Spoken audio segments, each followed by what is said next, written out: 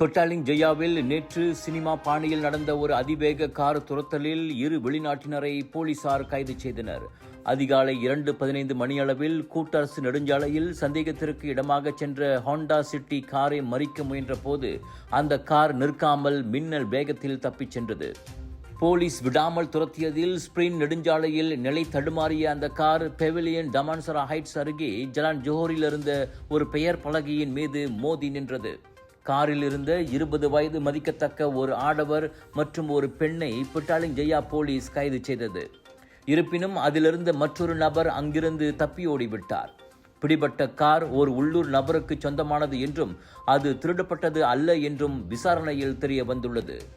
தப்பியோடிய 3வது நபரை தேடும் பணி தற்போது தீவிரப்படுத்தப்பட்டுள்ளது.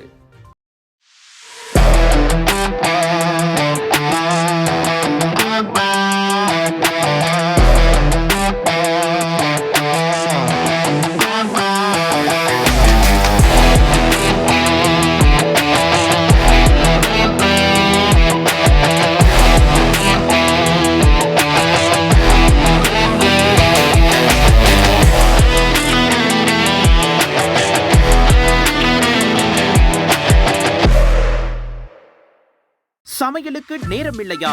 இதோ செஃப் ஈஜி ப்ராடக்ட்ஸ். சைவமும் அசைவமும் சூடு செய்து சாப்பிட தயாரான வீட்டு சுவை. ரூம் டெம்பரேச்சரில் பாதுகாப்பாக வைக்கும் நம்பகமான உணவு.